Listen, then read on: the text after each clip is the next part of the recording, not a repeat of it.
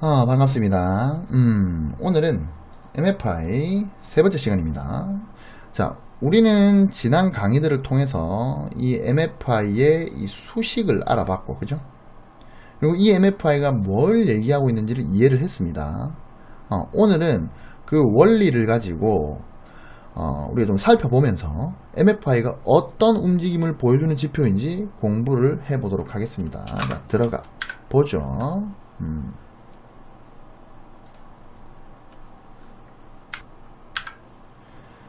자, 거래량을 무시하고 가격만 가지고 상승의 힘을 알 수 있을까? 제가 이렇게 적었습니다.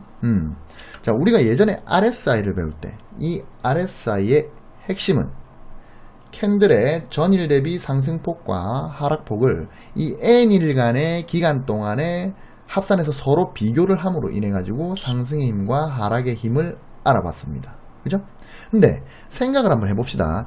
이 RSI의 이 방식대로라면 상승의 힘이나 이 하락의 힘은 결국에 가격이 어떻게 변동되고 있는지로 알아보는 것입니다. 그죠? 근데 여러분, 단순히 가격이 얼마간 올랐다고 상승의 힘이 크다고 할 수 있을까요? 이제 가격이 상승을 했다. 물론 이거는 팩트가 맞습니다. 근데 그 힘까지 강했다? 자, 이 호가창을 보겠습니다. 제가 이 두 호가창 둘 다 가격이 6,000원대로 비슷합니다. 그죠? 거의 비슷한 종목이에요. 근데 같은 종목이라고 봅시다. 비슷한 종목.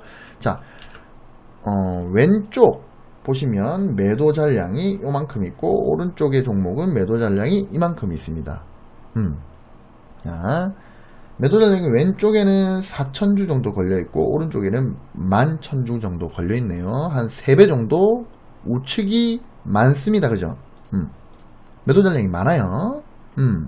자, 둘 다 만약에 가격이 이렇게 상승을 해가지고 이렇게 상승을 해서 10호가가 올라갔다고 가정을 해봅시다.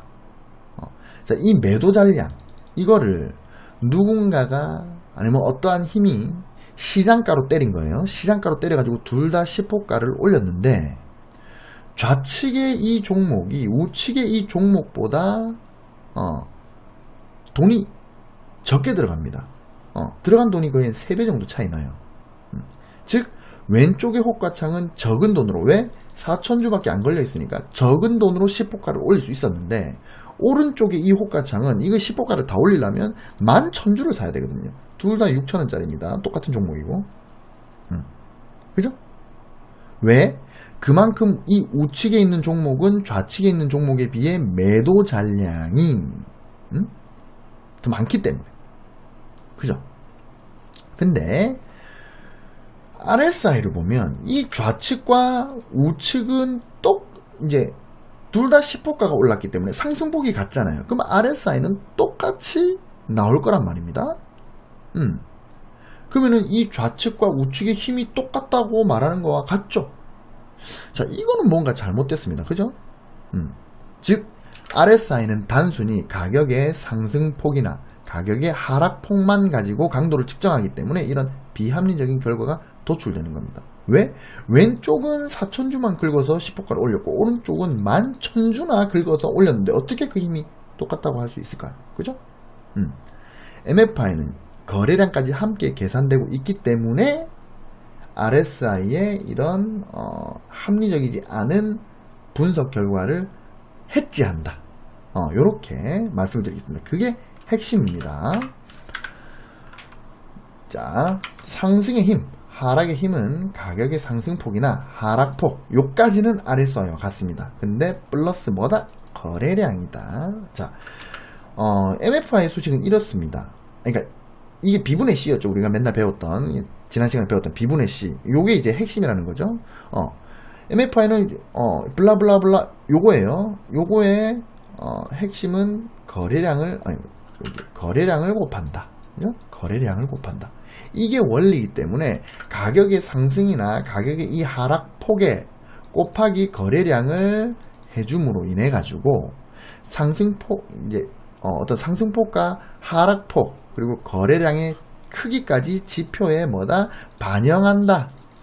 RSI는 거래량은 반영하지 않는다. 근데 MFI는 거래량을 반영한다. 요겁니다. 자, 이거를 알면 정말 재밌게 주가의 흐름을 분석할 수 있습니다. 자, 제가 차트를 하나 가져왔어요. 제가 제목을 이렇게 달았습니다. MFI가 RSI와 다르게 갈 때를 주목하라. 제가 이렇게 제목을 달았습니다. 차트 한번 보시면, 자, 우선 이 크게 하락한 이 부분, 이 부분을 좀 볼게요. 자, 시세의 저점이 낮아졌습니다. 그죠? 그리고 RSI도, 이게 밑에가 RSI입니다. RSI도 저점이 낮아졌습니다.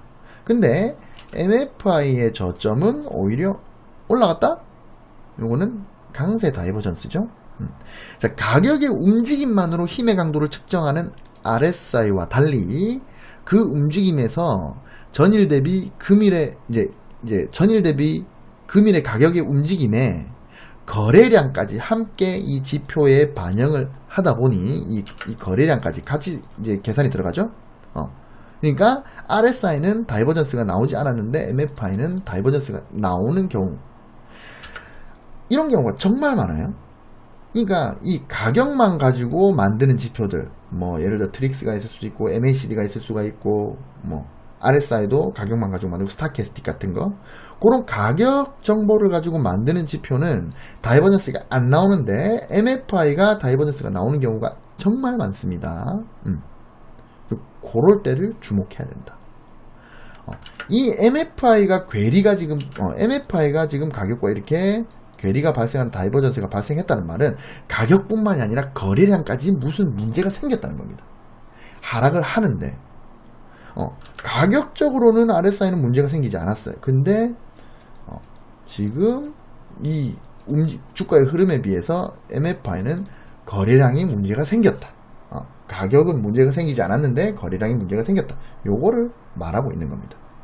이 MFI의 다이버전스가 RSI의 다이버전스보다 신뢰도가 훨씬 높습니다. 거래량까지 같이 반영이 되기 때문에 그래요.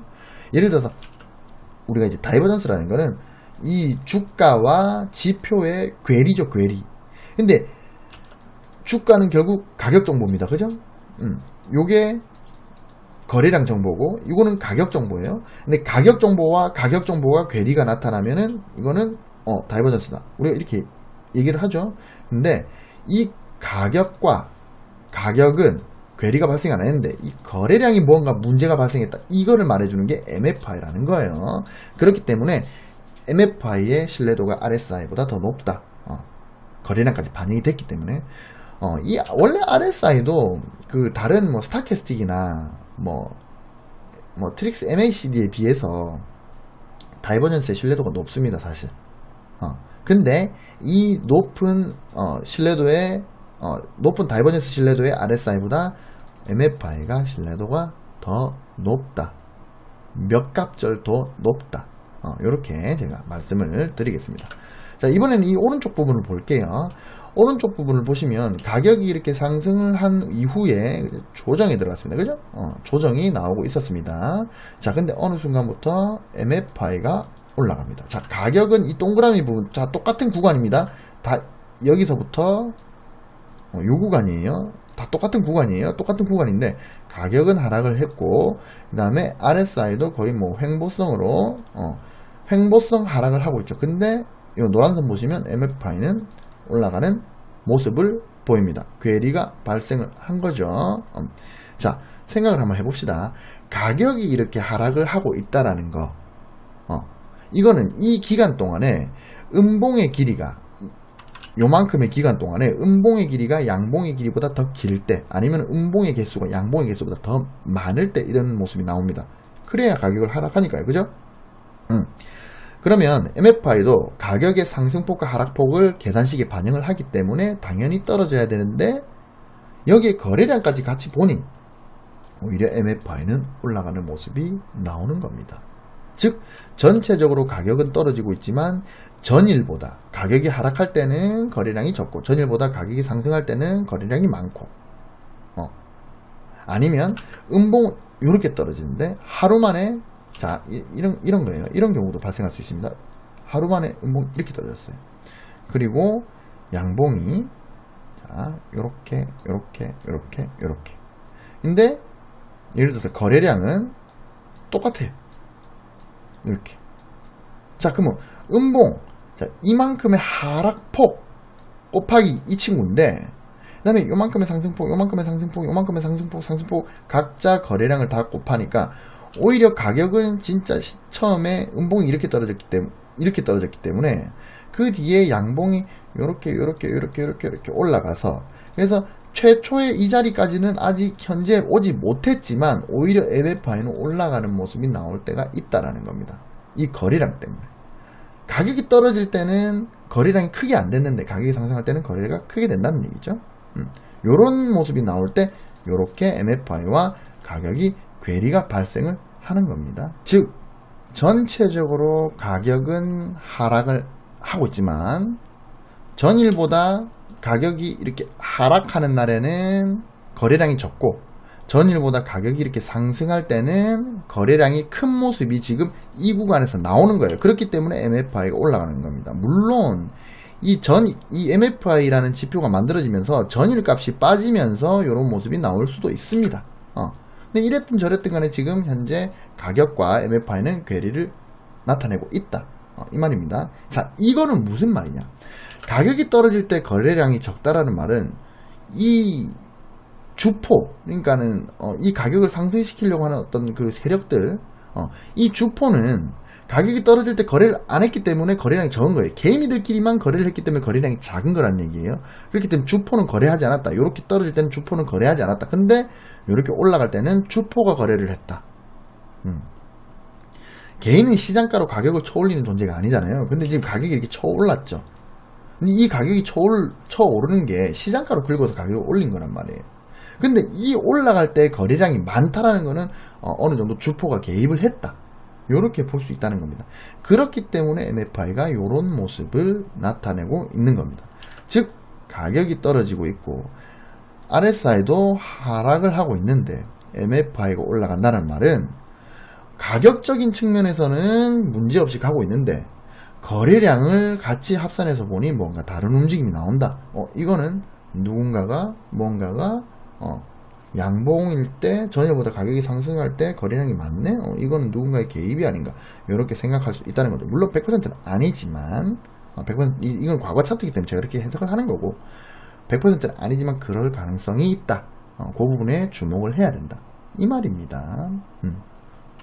실질적으로 MFI라는 게 이게 뜻이 이래요. 머니죠. 머니, 돈. F가 뭡니까? flow, 흐름이죠. 돈의 흐름이에요. 돈의 흐름이라는 게 뭡니까? 돈이 들어오고 돈이 나가고, 이게 MF인 거예요. 머니 플로우가. 그죠? 그러면 MFI라는 지표 이름을 머니 플로우, 그러니까 이 지표 이름을 머니 플로우라고 붙인 이유가 있을 거 아니에요. 근데 MFI는 뭘 하는 지표다? 돈이 들어오는지 돈이 나가는지 그거를 보는 지표라는 거예요. 그런데 이렇게 가격이 하락을 하고 있는데 MFI가 올라간다는 거는 뭐야, 가격은 하락하는데 왜 돈이 들어와? 그죠? 가격이 이렇게 하락을 하는데 왜 돈이 들어와? 이거를 보는 지표라는 얘기입니다. 그래서 가격 정보, 즉 이게 주가의 흐름, 캔들도 가격 정보고 RSI도 가격 정보를 가지고 만드는 지표인데, 가격 정보는 흐름이 똑같은데 이 MFI가 RSI, 그 다음에 MACD 가격 정보를 만드는 지표랑 다르게 갈 때는 뭔가 어떤 다른 어떤 사건이 일어날 수 있으니 주목을 해야 된다, 이 말을 제가 드리는 겁니다. 아시겠죠? 자, 그래서 오늘은 이 MFI가 RSI와 어떻게 다른지, 왜 다른지, 그리고 차트도 한번 살펴봤고, 그리고 실질적으로 그 상승폭이나 이 상승폭이나 하락폭, 요것만 가지고 힘의 강도를 측정할 수 없다. 거기에 플러스 거래량까지 합산되어야 진정한 힘의 강도를 측정할 수 있고, 그게 바로 MFI다. 요거를 배웠습니다. 자, 다음 시간에는 이전 시간까지 1부, 2부, 3부는 이제 MFI라는 지표가 이런 원리를 가지고 있고, 이런 흐름을 보이고, 이런 모습을 보이고, 이거는 RSI와 뭐가 다르고, 왜 이게 진짜 힘의 강도를 나타내는 지표인지, 이런 거에 대해서 알아봤고, 이제 다음 4강부터는 MFI의 수식으로 실제 캔들의 움직임을 한번 계산을 해볼 겁니다. 물론 이거는 제가 PPT에 미리 자료를 준비를 해가지고 여러분들께 그냥 설명만 드릴 거고, 그 다음에 RSI 배울 때 50선이 상당히 중요했었죠. MFI도 50선이 어떤 의미를 가지고 있는지, 그리고 MFI 단점은 없는지, 그리고 다이버전스는 어떤 의미를 가지고 있는지, 또 MFI를 절대 사용하면 안 되는 구간이 있어요. 그럼 사용하면 안 되는 구간이 어떤 구간인지, 기타 생각나는 등등등에 대해서 4강, 5강, 6강 이렇게 나가보도록 하겠습니다. 그래서 여러분들이 이 MFI의 강의를 모두 들으신다면, 그러면은 여러분들은 솔직히 말해가지고 이 MFI는 진짜 좋은 지표예요. 그래서 이거를 다 들으신다면 여러분들이 투자 생활하는데 상당한 도움이 되실 거다. 장담합니다. 아시겠죠? 자, 그래서 오늘 긴 시간 동안 공부를 하신다고 고생 많으셨습니다. 다음 시간에 뵐게요. 잘 자, 안녕.